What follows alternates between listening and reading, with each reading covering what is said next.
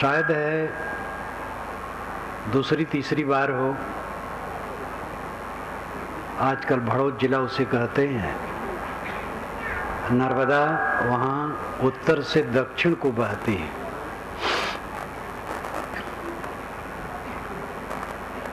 दाएं तरफ शुक्ल तीर्थ है और बाएं तरफ कबीर बड़ा है, यानी तट के पश्चिम तरफ शुक्ल तीर्थ है और तट के पूरब कबीर बड़ा है, जो आज खड़ा है एक बहुत विशाल बाग के रूप में। 600 वर्ष पुराना है वो। तत्वा और जीवा ये दो ब्राह्मण बंधु वहाँ रहते थे और कबीर साहब के शिष्य थे। एक बार काफी दिन रह करके जब चलने लगे तो उन दोनों ने उनके पैर पकड़ लिए और कहे, साहब आप यहीं रहिए। वो टापू जैसा आज भी है, आश्रम है, मंदिर है और वही कबीर बड़ा है, नदी बहती है। तो यहाँ एकांत है, आपको हम चाहते हैं आप यहीं रहें। तो साहब ने कहा, जो तू चाहे मुझको छाड़ सकल की आश, मुझे ही ऐसा होए रहो सब सुख तेरे पास। अगर तुम मुझे चाहते हो तो सबकी कामना छोड़ दो, और जैसे मैं निष्काम हूं तैसे तुम भी निष्काम हो जाओ। बस सब सुख तेरे पास, सब सुख तुम्हारे पास है। मेरे पैर पकड़ करके क्या काम होगा? साधु के पैर में चक्के लगे रहते हैं, वो चलता रहता है। उन्होंने कहा, महाराज आप बनारस चले जाएंगे, हम यहाँ कैसे हमारा कल्याण होगा? तो साहब ने कहा, जो गुरु बसे बनारसी शिष्य समुंदर तीर, बिसराए बिसरे नहीं जो गुण हो शरीर। गुरु बनारस में रहते हो और शिष्य समुद्र के पास, समुद्र वहां से निकट है कबीरवड़ से, लेकिन अगर सद्गुरु का उपदेश शिष्य के हृदय में है तो भूलेगा नहीं। इसलिए देश की दूरी उसमें व्यवधान नहीं कर सकती है। ये साहब का निर्देश आदेशात्मक एक कथन है, जो तू चाहे मुझको छाड़ सकल की आश, मुझे ही ऐसा हुए रहो सब सुख तेरे पास। गुरु कहते हैं, ऐ शिष्य तू मुझे अगर चाहता है तो जैसे मैं निष्काम हूं वैसे तू भी निष्काम हो जा, बस सब सुख तुम्हारे पास है।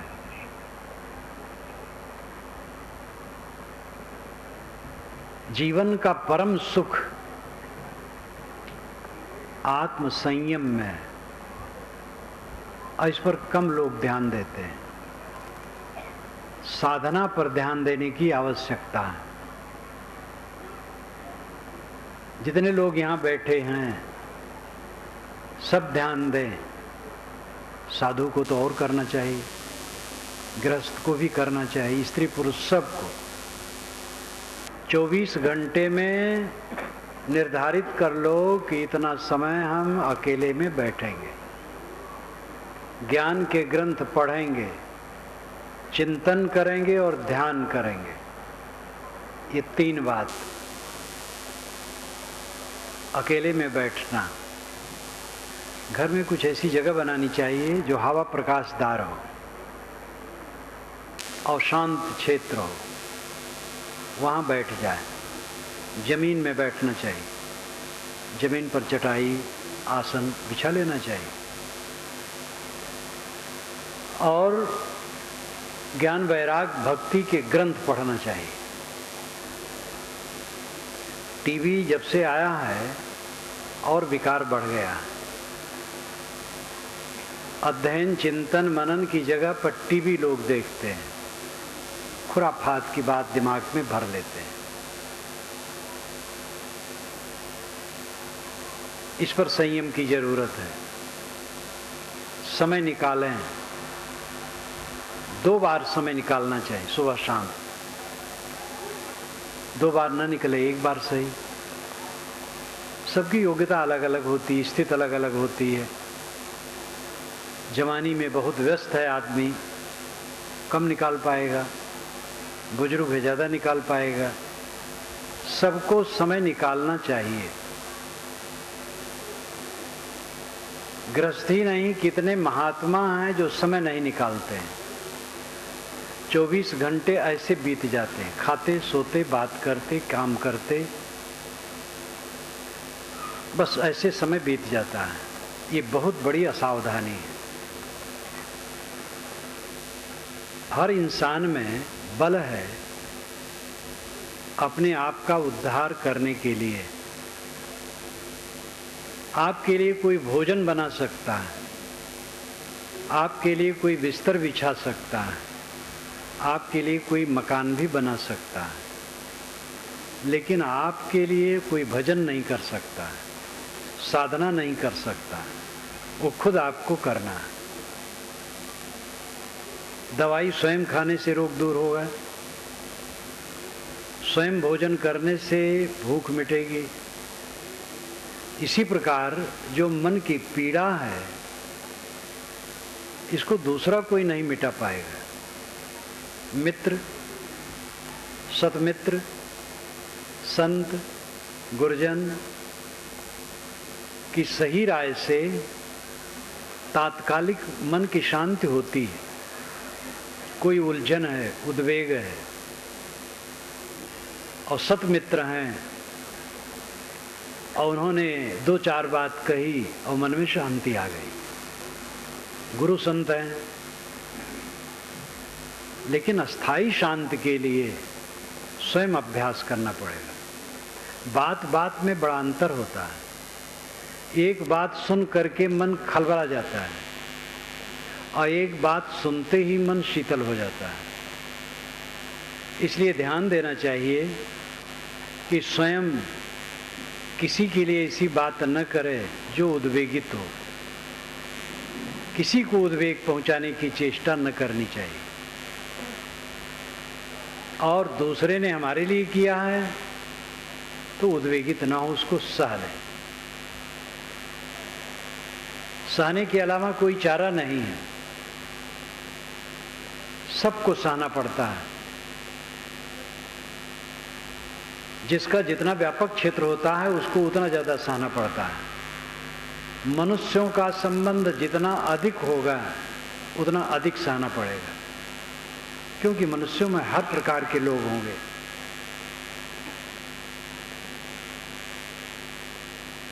स्वयं सह लेना और दूसरे को सहाने की चेष्टा न करना, ये अपने अहंकार को मारे बिना नहीं हो सकता है। हमारा घोर शत्रु कौन है? हमारे मन में टिका हुआ अहंकार। और बहुत प्यारा लगता है। कोई मान बढ़ाई दे हमें, बड़ी खुशी होती है। मान बढ़ाई में फूलना मानो विष ग्रहण करना है।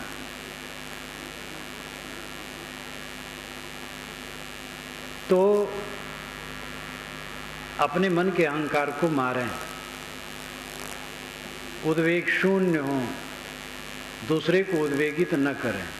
जो जितना उद्वेग शून्य होगा उतना उद्वेगित नहीं करेगा। जो उद्वेगक है, दूसरे को उद्वेग देता है, इसका मतलब है अंदर में वो असंतुलित है, अशांत है। दुखी आदमी दुख देता है, सुखी आदमी सुख देता है। पैसा वाला ही किसी को पैसा दे सकता है, विद्वान किसी को विद्या दे सकता है, ज्ञानी किसी को ज्ञान दे सकता है, दुखी किसी को दुख देता है और सुखी सुख देता है। अगर हम दूसरे को दुख देते हैं तो स्वयं दुख से खाली नहीं, और देंगे तो और वो फलेगा। एक बीज डालने से पौधा होता है धान का, और 3 शाखाएं उसमें निकली, तो 3 बालियां आएंगी। एक एक बाली में 100 दाने भी हो तो 300 दाने हो गए। एक दाना में 300 दाने। इसी प्रकार बुराई और भलाई, ये दोनों के फल बढ़ते हैं। बुराई करेंगे उसका फल बढ़ेगा, अच्छाई करेंगे उसका फिर फल बढ़ेगा। अपने को सुधारने के अलावा कोई चारा नहीं है। विवाद चारा नहीं है। विवाद करके समाधान नहीं होता है, सह करके समाधान होता है। फिर निर्णय की जरूरत होती है, निर्णय दिया जाता है। कहीं किसी व्यक्ति का निग्रह भी किया जाता है, दंड भी देना पड़ता है। ये सामाजिक परिस्थिति में ये सब होता है।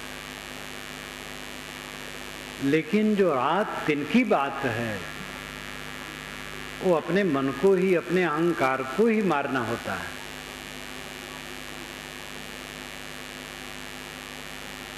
न्याय नीति की बात जो होती है वो कभी कभी होती है।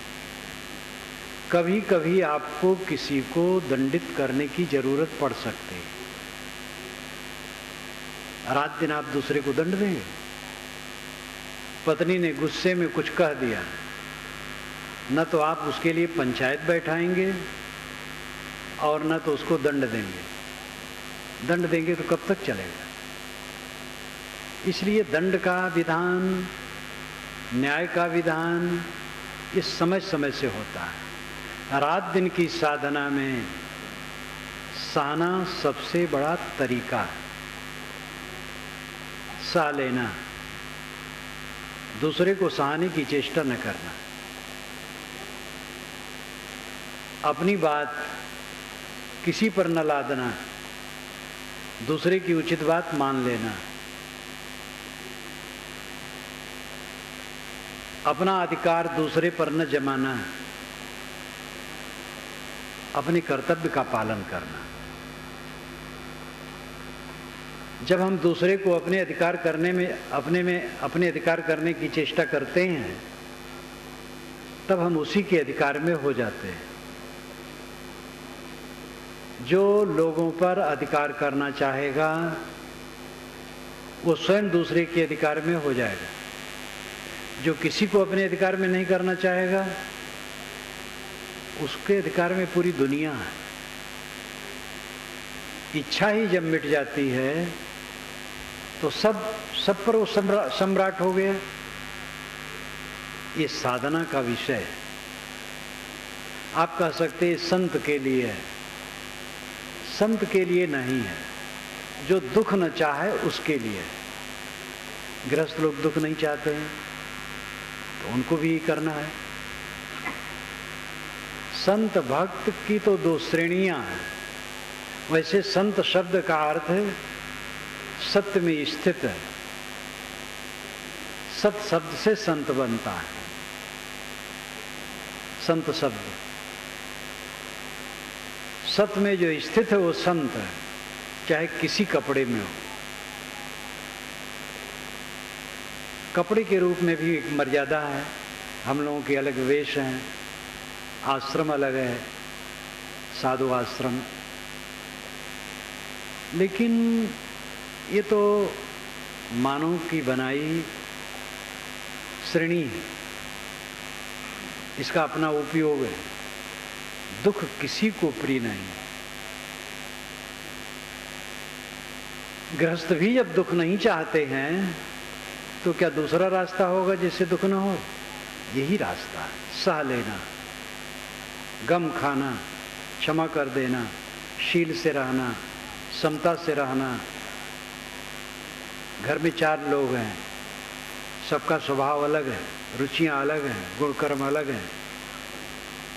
बिना सहे किसी का जीवन सुख से नहीं बीत सकता है। साधना के विषय में कह रहा था, साधना में मन देना चाहिए। अनादिकाल का बिगड़ायल मन है, इसमें तमाम विकार भरे हैं। इस जीवन में भी जब से होश में आए तब से इसमें विकार भरते रहे। उन विकारों का जखीरा पूरा मन में इकट्ठा है, वो आदमी को बैठने नहीं देता है। जो तू जो जानो जो जानो जग जीवना, जो जानो सो जीव, पानी पचावो अपना, पानी मागिनत पी। अगर जीव को जानते हो और जीवन जीना जानते हो तो जो पानी पिए हो उसको पचा लो और नया पानी न पियो। ये लाक्षणिक कथन है। जीव शुद्ध तत्व, मौलिक तत्व है। उसी के विशेषण में आत्मा, राम, ब्रह्म अनेक शब्दों का प्रयोग होता है। मूल जीव शब्द है। अगर अपने स्वरूप को समझते हो, अपने आत्मा को समझते हो और जगत में जीने का ढंग समझते हो तो जो पानी पिए हो पचा लो, नया पानी न पियो। ये पानी है वासना, अहंता, ममता।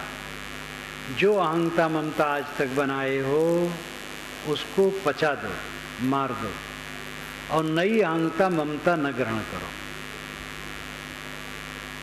कुछ अहंता ममता करना पड़ता है, मेरा मानना पड़ता है, तब व्यवहार चलता है।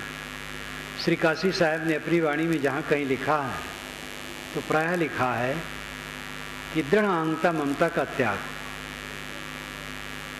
इसका मतलब हल्की अहंता ममता जो व्यवहार के लिए है तो दूषित नहीं। जैसे मेरा घर है, मेरा परिवार है, साधु भी कहते मेरा आश्रम है, ये हल्की अहंता ममता है। विवेकवान समझता है मेरा नहीं, लेकिन व्यवहार के लिए तो कहना पड़ेगा।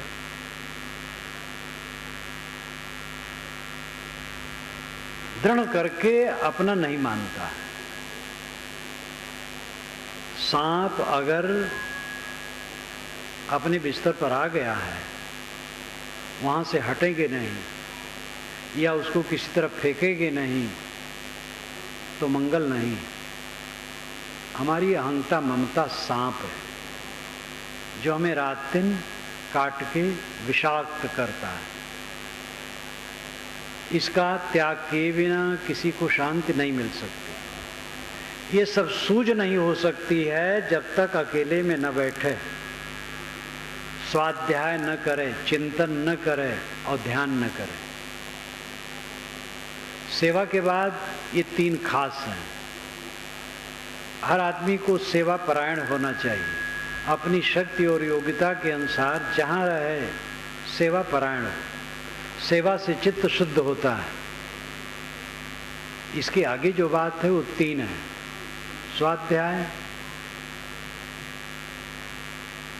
चिंतन और ध्यान। स्वाध्याय सदग्रंथों का अध्ययन, चिंतन अपने पर सोचना, मेरे मनोविकार कितने शेष हैं, कितने मिट गए, मिटाने के लिए हम क्या प्रयास कर रहे हैं। अपने पर चिंतन, आत्मचिंतन। आदमी प्रतिक्रिया में जीता है। जब से नींद खुलती है और फिर जब सोते हैं, इस बीच में आप अपना परीक्षण कीजिए तो कितना समय प्रतिक्रिया में जाता है और कितना समय आत्मचिंतन में। कितने लोगों का तो पूरा जब तक जागते हैं प्रतिक्रिया में ही जाता है। प्रतिक्रिया, रिएक्शन, अमुक ने ये कहा तो अब उसको उत्तर दे रहे हैं मन ही मन, और ऐसा उत्तर देते रहते हैं और कुछ मतलब नहीं। अनुकूल मिला, प्रतिकूल मिला, अनुकूल की भी प्रतिक्रिया होती है, अनुकूल की प्रिय प्रतिक्रिया होती है, प्रतिकूल की अप्रिय प्रतिक्रिया होती है। आदमी का मन कुतर्कों से भरा रहता है, रिएक्शन से भरा रहता है, प्रतिक्रिया से भरा रहता है। प्रतिक्रिया नरक है, चित्त का नरक है प्रतिक्रिया। स्वयं जांच करें, स्वयं सफाई करें। कौन सफाई करेगा? भगवान कृपा कर देंगे, गुरु कृपा कर देंगे, लोग कहा करते हैं। सबकी कृपा है, अपनी कृपा अपने ऊपर करना होगा। भगवान जिसे हम कहते वो परोक्ष है, कल्पना का विषय है। सदगुरु जिसे कहते वो सामने है, वो उपदेश कर देगा, करना पड़ेगा खुद। अपने अंदर के विकारों के दृष्टा हम खुद हैं, स्वयं ही उन्हें काट करके निकालना पड़ेगा। और इसके लिए जब रोज प्रयास चलेगा तब आपको इसमें रस मिलेगा और देखेंगे चित्त में बहुत अंतर हो गया। जितना पहले कलह करते थे, उद्वेगित होते थे, अशांत होते थे, लालसाओं से भरे होते थे, वो काफी घट गया। मन को राहत मिल गई। करते चलें, विकार कटते जाएं। चिंतन और ध्यान, ध्यान का भी अभ्यास सबको करना चाहिए। ध्यान क्या है नाम की एक छोटी सी पुस्तक है, बुक स्टॉल से आप उसको जरूर लें, 2-3 रुपए की पुस्तक होगी। उसमें सब विधान बताया गया है। रोज ध्यान करें, ध्यान न लगे तो भी ध्यान करें। जिनको अस्थाई बैठने में कठिनता हो, लेटे लेटे करें, करना चाहिए। पहले साधना में कठिनता लगेगी, अभ्यास बढ़ जाने पर सरलता हो जाएगी। स्वाध्याय, चिंतन और ध्यान, ये तीनों प्रक्रिया लेना चाहिए। रोज आप करते जाएं, देखेंगे आपके चित्त में बहुत अंतर हो गया। शांत जीवन का परम सुख है। जीवन भर जो हम कमाते हैं वो रहता नहीं, मिट जाता है। जहां तक जितनी उपलब्धियां कही जाती हैं, सारी उपलब्धियां शून्य हो जाती हैं और इन्हीं उपलब्धियों के आश्रय में मनोविकार इकट्ठा होता है। प्राणी और पदार्थ का संग्रह, यही तो हम उपलब्धि मानते हैं, और इसमें विकार इकट्ठा होता है और उसी विकार में हर आदमी का चित्त जलता है। इस पर गंभीरता से सोचना चाहिए। समय भागा जा रहा है, रुकने वाला नहीं, और इसी में शरीर सबका जीर्ण हो जाएगा और एक दिन छूट जाएगा और ये काम वैसे रह जाएगा।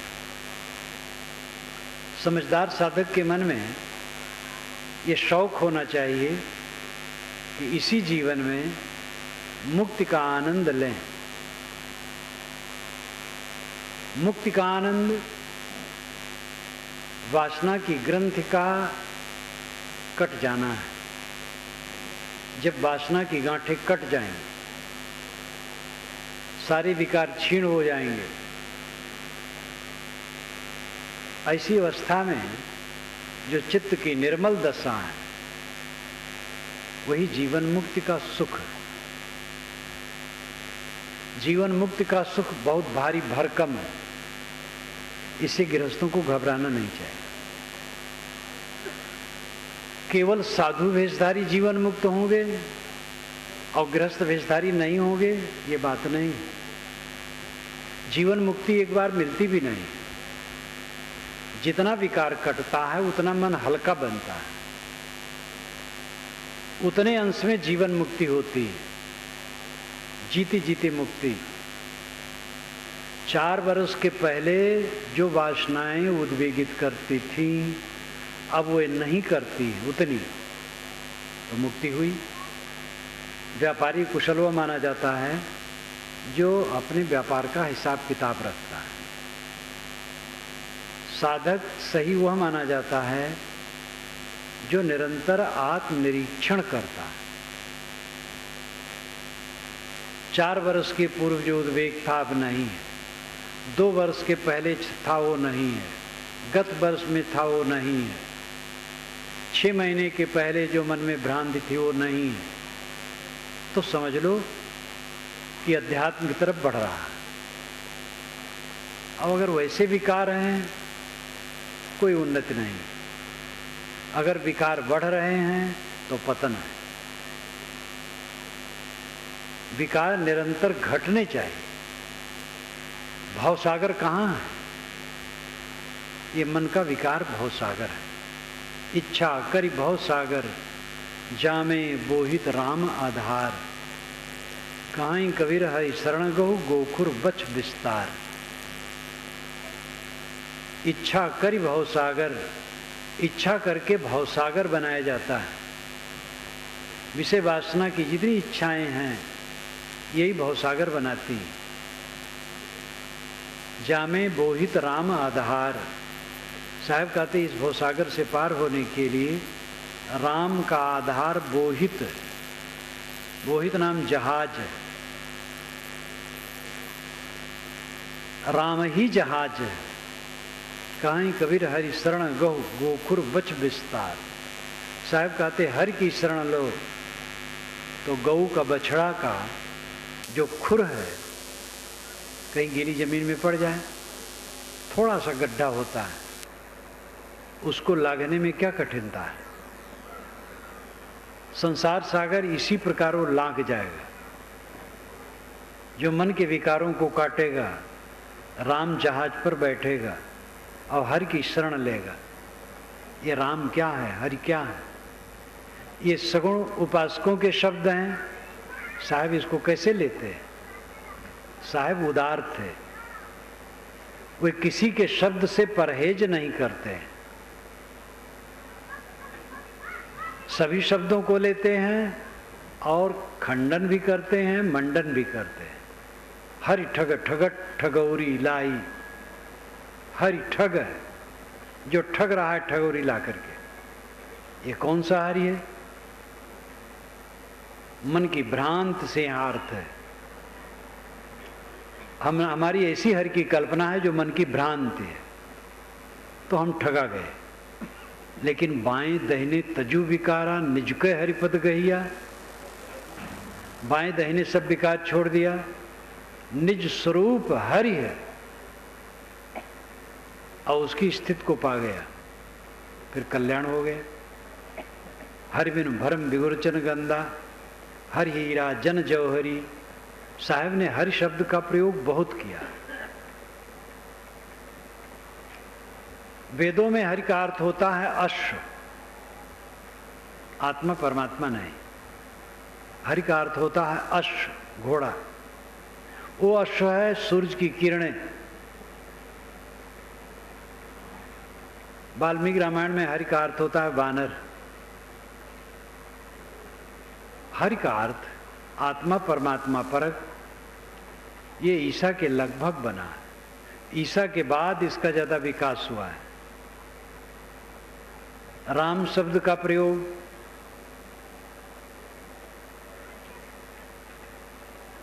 और बाद में हुआ है। 8वीं 9वीं शताब्दी से कुछ कुछ राम नाम भजन शुरू हुआ है। 11वीं शताब्दी में बढ़ गया, फिर बढ़ता चला गया। हरि और राम, इन दोनों शब्दों का प्रभाव सदगुरु कबीर पर पड़ा और उन्होंने इसको लिया। यथास्थान खंडन मंडन दोनों है। अगर राम या हरि परोक्ष है तो उसका खंडन साहब करते हैं, और परोक्ष है उसका मंडन करते हैं। परोक्ष का मतलब है कल्पना का विषय। 3 विषय सामने हैं आपके, प्रत्यक्ष, परोक्ष और अपरोक्ष। ध्यान दीजिएगा। प्रत्यक्ष इंद्रियों का विषय है और परोक्ष मन का विषय है, और अपरोक्ष मन और इंद्रियों के विश्राम के बाद होता है। कबीर दर्शन में रहस्यवाद में मैंने इसको लिखा है, पहले अध्याय में। आंख नाक कान जीभ चाम, से जो कुछ जाना जाता है ये प्रत्यक्ष है।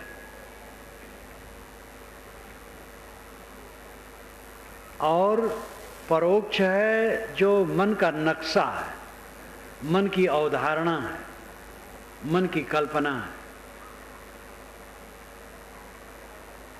और जहाँ इंद्रियां शांत हुई और मन शांत हुआ, दोनों शांत हो गए, तो अपरोक्ष है। स्वयं सत्ता रह गई, आत्म सत्ता। इंद्रिय और मन के झरोखे से हम दुनिया को जानते हैं, रिश्ते हैं और खींचते और बहिर्मुख बने रहते हैं। जब इंद्रिय मन के झरोखे को हम बंद कर देते हैं, तब अपने में लौटते हैं। ये साधना का विषय है। देखते सुनते छूते खाते पीते सोचते थकान नहीं लगी है? थकना चाहिए। बाहर से थके बिना कोई अंदर नहीं लौटेगा। तो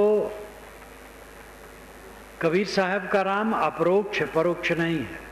कबीर साहब का राम और हरि कल्पना का विषय नहीं है, किंतु वही खुद कल्पक है, स्वयं स्वरूप है। हरि शरण, हरि का आधार, स्वरूप स्थित है। अपने में लौट आना हरि शरण है। हरि कोई व्यक्ति नहीं, विष्णु के लिए हरि कहा गया। ये पीछे, बहुत पीछे कहा गया है। विष्णु वेद में है और उसका अर्थ होता है प्रवेश करना। सूरज की किरणें सब में प्रवेश करती हैं, इसलिए सूरज को विष्णु कहा गया। इदम विष्णुर विचक्रमे त्रेधा निदधे पदम समूढ़ मत्स्य पांसुरे, ये ऋग्वेद का मंत्र है। इदम यहाँ पर विष्णु, विष्णु विचक्रमणे, विचक्रमे चला, त्रेधा तीन प्रकार से, निदधे रखा, पदम पैर। यहाँ विष्णु चला, तीन प्रकार से कदम रखा। समूढ़ मत्स्य पांसुरे, उसके पैर की धूल से, पांस नाम धूल, उसके पैर की धूल से सारा संसार ढक जैसा गया। ये अलंकारों में कहा हुआ है। सूरज विष्णु है और उसकी किरणें उसके कदम हैं। पृथ्वी, अंतरिक्ष और दुलोक में उनका पड़ना तीन कदम है। सूरज की किरणें पृथ्वी में पड़ती हैं, अंतरिक्ष यानी आकाश में पड़ती हैं, दुलोक यानी तारामंडल में पड़ते हैं। यही उसका तीन कदम है। तो सूरज को विष्णु कहा गया क्योंकि उसकी किरणें सब में प्रविष्ट होती हैं। आगे चल करके विष्णु एक आकार बनाया गया, चतुर्भुज, उसको विष्णु कहा गया। इस सगुण उपासना के लिए है। लेकिन असली विष्णु जो उपासनीय है वो घट घट में। विष्णु का अर्थ ही जो प्रवेश करे, सब घटों में प्रविष्ट है, वही विष्णु है। आदि दैविक विष्णु प्रकृति का नियम है। आदि भौतिक विष्णु ये प्राणी जगत है। आध्यात्मिक विष्णु अपना आत्मा है। कल मैंने इसको विस्तार से कहा था कि सत्ता के तीन अंश, तीन भाग, आदि दैविक, आदि भौतिक, आध्यात्मिक। आदि दैविक जड़ प्रकृति क्षेत्र, आदि भौतिक प्राणियों का क्षेत्र, आध्यात्मिक अपने आत्मा का क्षेत्र। जो सब में प्रविष्ट करे वो विष्णु है। जड़ प्रकृति में उसके नियम प्रविष्ट हैं, तो नियम विष्णु है। नियम को पहचानो, नियम से चलो, ये विष्णु की उपासना है। आपका छोटा सा पेट है, कितना खाना चाहिए ये पेट बताता है। पेट के अपने नियम हैं। जब काम भर का भोजन पेट में चला जाता है तो अंदर से घंटी बज जाती है कि हो गया। लेकिन चोक चटकार के चक्कर में या थोड़ा और खा लें, कौन जाने भूख न लग जाए, असावधानी में और खा लिए और विकार पैदा किए। नियम, पेट का नियम बता देता है कि काम भर का हो गया। प्रलोभन में पड़ करके गलत करते हैं। सब जगह नियम है, उन नियमों को पहचानना और नियम के अनुसार काम करना, ये विष्णु को समझना है। सब घट में जो प्रविष्ट है आत्मा, ये विष्णु है। सबको विष्णु समझना। अपने घट में भी आत्मा प्रविष्ट है, मैं स्वयं हूं, ये स्वयं विष्णु है और यही हरि है। विष धातु से विष्णु शब्द बनता है। विष का अर्थ ही होता है प्रवेश करना। मानस में आता है, प्रविश नगर कीजे सब काजा, हृदय राख कौशलपुर राजा। प्रवेश करके, विष प्रवेश करना। जो घट घट में प्रविष्ट है वो विष्णु है। ये अनुभविक है, वैज्ञानिक है, तथ्यपरक है। कोई विष्णु लोक है, घोर काल्पनिक है। ये आत्मलोक ही विष्णु लोक है। कोई अपने मन को समेट ले और अपने आत्मा में निमग्न हो जाए, विष्णु लोक में पहुंच गए। पहुंचना है ही नहीं है। विष्णु लोक में तो मेरा निवास ही है। आत्मा विष्णु है। अब आत्मा में स्थित हो गया, विष्णु में स्थित हो गया, विष्णु को पा गया। कहां कबीर हरि शरण गो। हरि विष्णु राम की शरण का अर्थ है केंद्र में आ जाना। शरण यही तो होता है किसी महापुरुष के पास जाकर के समर्पित हो जाना, यही शरण है। आत्मसमर्पण अंतिम शरण है। तथागत बुद्ध ने कहा अपनी शरण में जाओ। गुरु की शरण में जाओ ठीक, लेकिन गुरु कहता अपनी शरण में जाओ। साहब ने क्या किया? जब उन्होंने कहा तत्व जीवा ने कि महाराज आप ही रहिए, तो उन्होंने यही तो कहा, जो तू चाहे मुझको छाड़ सकल की आस, मुझे ऐसा हो रोज सब सुख तेरे पास। तो उन्होंने दूसरे शब्दों में कहा तुम अपनी शरण में जाओ। एक केंद्र होता है, दूसरा परिधि। ध्यान दीजिए, केंद्र और परिधि। तेली का कोल्हू, नए बच्चे तो तेली कोल्हू देखे भी ना होंगे। जमाना बदल गया, कोल्हू खत्म हो गया, बैल से तेल पेरना खत्म हो गया, मशीनें हो गई, कोल्हार भी खत्म हो गया। जो बैल से पेरते थे गन्ना, अभी भी कुछ चल रहा है। तेली का बैल चलता है दिन भर, लेकिन केंद्र में नहीं पहुंचता है, परिधि में घूमता है। परिधि चारों तरफ का चक्कर, केंद्र जो बीच का हिस्सा है। जैसे गाड़ी का चक्का है तो धुरी परिधि में है, और वलय जो लोह का पट्टा है वो परिधि में है, और धुरा केंद्र में है।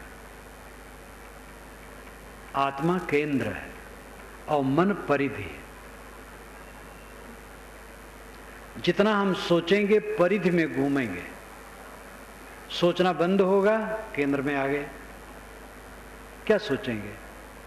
वहां गए, घर द्वार सड़क गलियां, राग द्वेष हानि लाभ मान सम्मान विषय वासना, यही सब तो सोचेंगे। इसको न सोचें, दया क्षमाशील विचार सोचें, ये कल्याणकारी है। लेकिन ये भी परिधि ही है। केंद्र में आदमी तब पहुंचता है जब सोचना खत्म हो जाता है।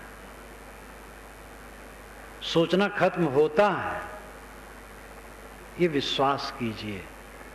आप अभ्यास करेंगे तो आपको अनुभव हो जाएगा। साधना की ऐसी अवस्था आएगी कि आप सोचना छोड़ देंगे और शांत हो जाएंगे, कुछ नहीं सोचेंगे, एकदम निरांत शांत, ऐसी अवस्था आएगी। लेकिन इसमें दो चीज की जरूरत है, वैराग की अधिकता और अभ्यास।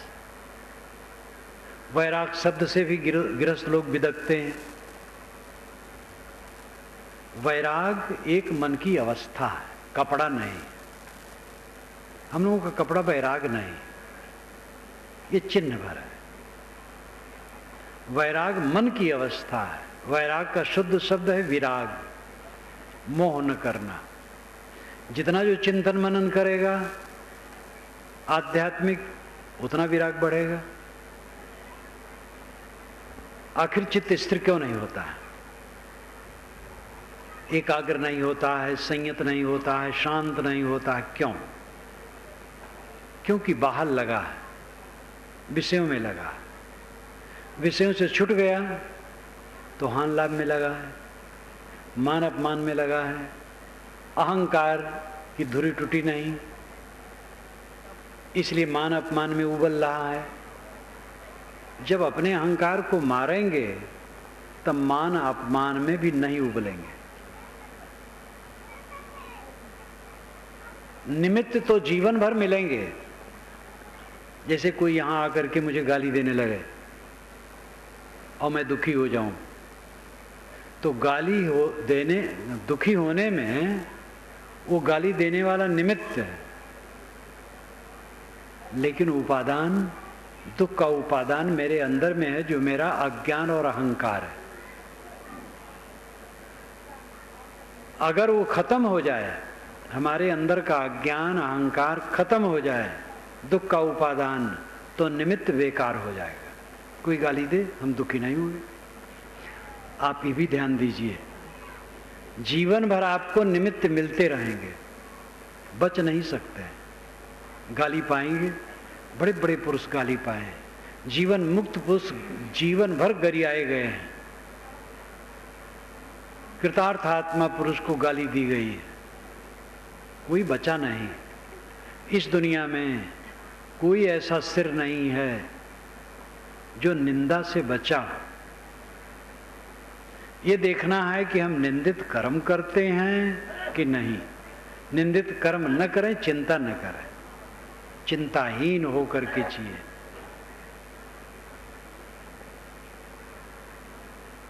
दुख का उपादान, उपादान का मतलब है जिससे वस्तु पैदा हो। जैसे भात, भात का उपादान चावल है। भंडारी रसोईया निमित्त है। घड़ा का उपादान मिट्टी है और कुम्हार निमित्त है। हमारे दुख का उपादान हमारा अज्ञान और अहंकार है, और निमित्त तो मिलते रहेंगे। निमित्त की चिंता न करो। अगर अंदर से अज्ञान और अहंकार मिट गया तो निमित्त कुछ नहीं कर पाएगा।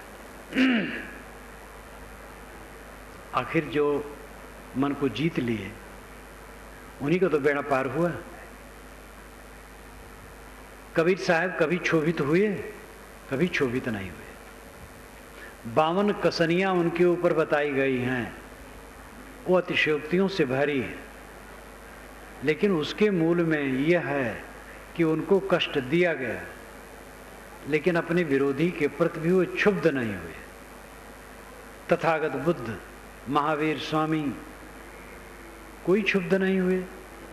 अन्य साधक भी, स्वामी शंकराचार्य ने कहा है, प्रतिकार भावना बिना सह लेना ये तितिक्षा है। प्रतिकार भावना, बदला लेने की भावना न होना। संत ईसा को तकलीफ दी गई, अंत में हत्या भी कर दी गई। अपने हत्यारे के लिए उन्होंने कहा, जब क्रॉस पर लटके थे, कि प्रभु ये नहीं जानते हैं कि हम क्या करते हैं। इतने दयालु पुरुष, इनको क्षमा करना। कोई साधक होगा दुनिया के किसी क्षेत्र में, सबकी दशा एक है। इसीलिए साहब ने कहा, समझे की गति एक है, जिन समझा सब ठौर। काहे कबीर ये बीच के बल कहीं और की और। निमित्त सबको मिलते हैं। गोस्वामी तुलसीदास जी ने तो सबकी दुष्टों की भी वंदना कर डाली है, ब्राह्मणों को तो बहुत पुचकारा है, लेकिन काशी में ब्राह्मण खार खाए बैठे थे उनके लिए, और उनको रत्ती भर नहीं मानना चाहते थे।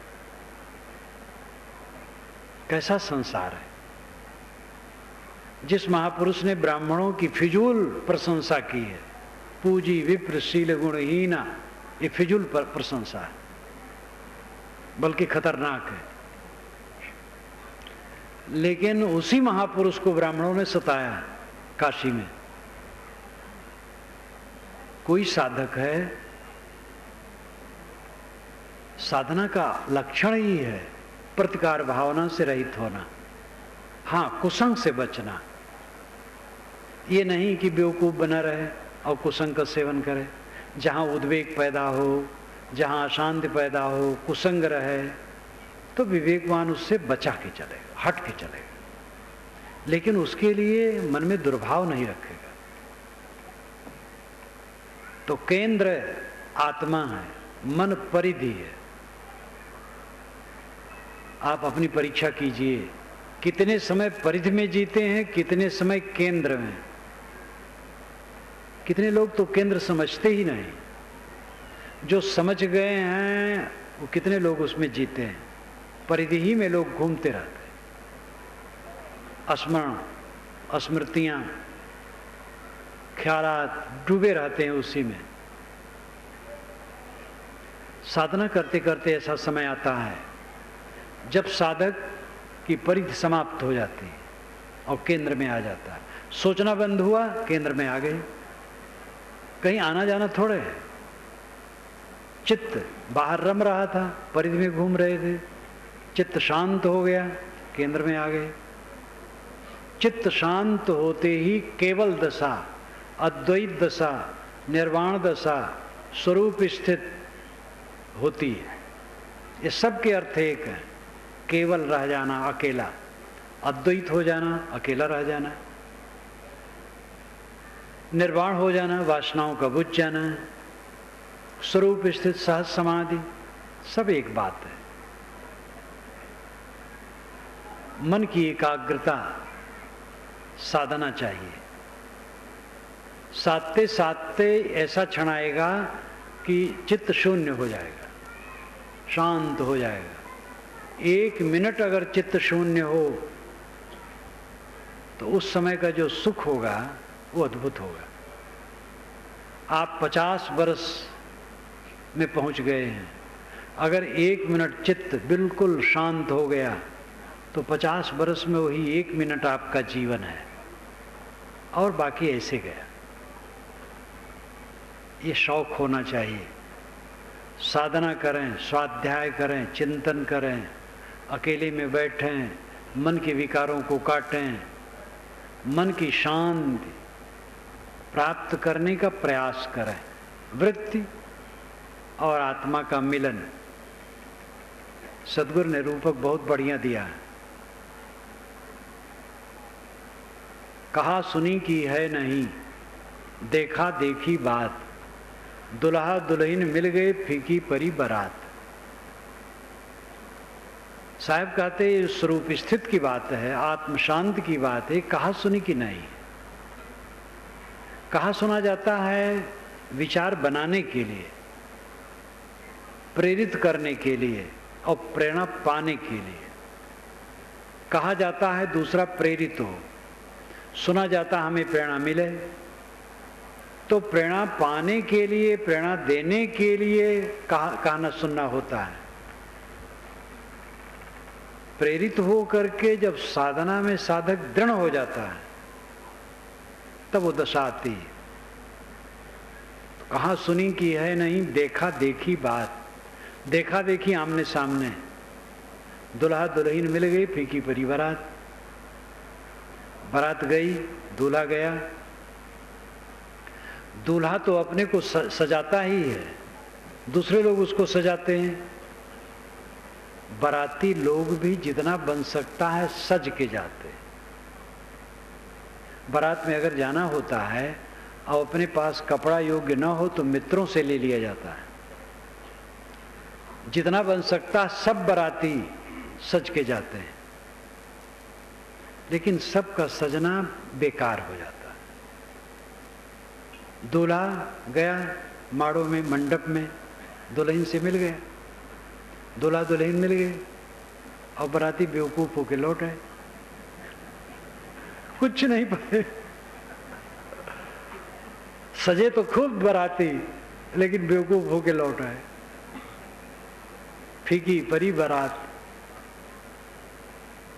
यहां अर्थ दुल्हा है आत्मा, दुल्हन है वृत्ति, मनोवृत्ति, और बारात है तत्व प्रकृति, ये बाह्य जगत प्रपंच। जब साधना में सन्नद्ध हुए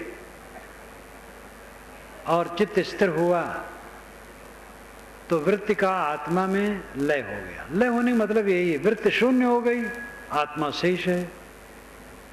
तो दूल्हा दुल्हन मिल गए, बारात फीकी हो गई, तत्व प्रकृति फीकी हो गई, जगत प्रपंच फीका हो गया, चित्त सबसे अनासक्त हो गया। बहुत सरल काम है, कठिन इसलिए लगता है कि करते नहीं। थोड़ा दिन करें, देखो कितनी उन्नति हो जाएगी। लगन से, लगन का अर्थ है जिसमें हमारी लगन हो, वो काम जब तक पूरा ना हो तब तक हम चैन से ना रहें। ये लगन का लक्षण है। जिसके लिए लगन है वो काम पूरा भी नहीं हो रहा है और हम आराम से रह रहे हैं, तो कहाँ लगन है? बाहर की चीज में तो परतंत्रता है। किसी को लगन हम प्रधानमंत्री बन जाए, सब तो प्रधानमंत्री नहीं बनेंगे। किसी को लगन हो कि सोने का मकान बन जाए, तो सोने का मकान कहाँ बन जाएगा? दुनिया की जो संभव बातें हैं उनमें भी लगन होने से मात्र से नहीं हो जाता है। जैसे आप करोड़पति हो जाए, ये संभव है, लेकिन सब करोड़पति कहाँ होंगे? नहीं होंगे। लेकिन जो आत्मस्थित है, आत्म शांति है, सदैव आनंदित होकर के जीना, ये अपने हाथ में। ये तो अपने विकारों को दूर करना है, मनोविकारों को दूर करना, और कुछ नहीं करना है। अपने अहंकार ममकार को मारे, मनोविकारों को मारे, सदैव आनंद कंद है। मनुष्य का लक्ष्य वह है जो अपने आप पर निर्भर है और देश काल की दूरी जिसमें नहीं है। इस पर जरा ध्यान दीजिए। जो दूसरे देश में मिले और दूसरे काल में मिले वो अपने जीवन का लक्ष्य नहीं। इसी काल में और इसी देश में वह है। स्वयं आत्मदेश है, स्वरूप देश है, आत्मदेश है, और इसी काल में वो प्राप्त है। बस अहंकार छोड़ दे, मोह छोड़ दे, आसक्ति छोड़ दे, समझें, छोड़ना शुरू करें। छोड़ते छोड़ते छूटेगा। बहुत दिन का कोड़ है, रगड़ते रगड़ते साफ होगा, लेकिन पक्का है साफ होगा, पूरा साफ होगा। सबकी एकमात्र यही अभिलाषा है कि हम सदैव ऐसे सुख में जिए जिसमें दुख नाम की चीज न हो। और ऐसा सुख कहाँ है? दुनिया का सुख तो केवल धोखा है, केवल धोखा है। दुख के अलावा उसमें कुछ भी नहीं। वो चाहे वैवाहिक संबंध हो, चाहे गुरुवाई हो। आप कहेंगे इसी तुलना क्यों कर रहे हैं? तुलना तो करनी पड़ती है। एक युवक और युवती परस्पर विवाह करते हैं, बहुत भावना रहती, स्वर्ग की भावना रहती। कुछ ही दिन में नरक लगने लगता है, स्वर्ग वरग उड़ जाता है, और बुढ़ापा तक पहुंचते पहुंचते तो भाए भाए भाए भाए, बस और कुछ नहीं। गुरुवाई के चक्कर में जो ताव बावले हैं, गुरुवाई से शांति मिलती है। शांति तो मन को निर्मल करने से मिलती है। गुरुवाई के लिए, महंती के लिए मारा मारी, राग द्वेष, कलह कल्पना, मुकदमेबाजी, होड़, गुरुआई भी फांसी है। सहज रूप में निष्काम होकर के सेवा करना ठीक है। थोड़े में अंतर होता है। ठाव गुण काजर, ठाव गुण कारिक। योग दर्शन का निर्विकल्प दूसरे ढंग का है। वहां कई कैटेगरियां बांटी गई है, वो उनकी शैली है। लेकिन पारक सिद्धांत का निर्विकल्प, वेदांत का निर्विकल्प एक है। संकल्प शून्य हो जाना पारखी और वेदांती दोनों एक ढंग से कहते हैं। और ऐसा होना सरल है। काम करें, अपनी अपनी योग्यता के अनुसार सब लगें। स्त्री पुरुष गृहस्थ विरक्त सब प्रतिदिन समय निकालें। अकेले में बैठें, स्वाध्याय करें, आत्मचिंतन करें, ध्यान करें, लेखा जोखा रोज रखें। मन के विकार कितने घटे। साधना जितनी बढ़ती जाएगी पर निंदा खत्म होती जाएगी। दूसरे की बुराई देखना बंद होता जाएगा। अपनी बुराई रात दिन देखने में फुर्सत नहीं मिलेगी। साधक विनम्र होगा, नम्र हो जाएगा एकदम चारों तरफ से। जिसकी साधना जितनी ऊंची बढ़ती जाती है चारों तरफ से उतना वो नम्र होता जाता है। तो दूल्हा दुल्हन मिल गए, फीकी परी बारात। कहा सुनी की है नहीं, देखा देखी बात। ये अंतिम बात है। आप लोगों के सामने मैंने शुरू किया कि भाई जितने सज्जन यहाँ आए हैं, संत आए हैं, स्त्री पुरुष आए हैं, इसका शौक करें। अकेले में रोज बैठने का कुछ समय निकालें। ध्यान चिंतन अध्ययन मनन करें। ऐसा जब करना शुरू करेंगे तब साधना में प्रगति होगी। और उसको छोड़ें ना, करते चलें। देखें चित्त में कितना अंतर आएगा। आपकी कमाई, आपकी उपलब्धि, चित्त की निर्मलता। बाहर की जितनी उपलब्धियां होती हैं 16 आने झूठी। ये आश्रम है, यहाँ साधु हैं, बहुत सी पुस्तकें मैंने लिख दी हैं, बड़ा प्रचार है, देश विदेश में है। लेकिन ये सब हमारे लिए कौड़ी कभी नहीं। हमारा मन निर्मल है, शांत है, समाधिस्थ है, तो बस वही हमारा फल है। और अगर कहीं ये बाहर के चक्कर मकर में भटक गया तो गए। मेरी पुस्तकों से हजारों लोग लाभ लेते रहेंगे हजारों वर्षों तक, और मैं घोटाले में पड़ जाऊंगा। इसलिए मेरी उपलब्धि आपकी गृहस्थी जैसी है वैसे मेरी भी है। आपकी गृहस्थी घर द्वार, बाल बच्चे, खेतबाड़ी, फैक्ट्री, कारखाना, दफ्तर, दुकानें। हम लोगों की उपलब्धि आश्रम, शिष्य शाखा, भक्त समुदाय, प्रचार प्रसार, कीर्त। आपका भी झूठा है, हमारा भी झूठा है। और दोनों मन फंसाए तो दोनों धोखे में गए। अपनी उपलब्धि है चित्त की निर्मलता, आत्म शांत, आपका परमात्मा, आपका ब्रह्म, आपका राम, आपका अल्लाह खुदा, आपका अस्तित्व। उसमें लौट आएं, परिधि को छोड़ें, केंद्र में आए। इसी निवेदन के साथ मैं अपनी वाणी को विराम देता हूँ। बोलिए सद्गुरुदेव की जय।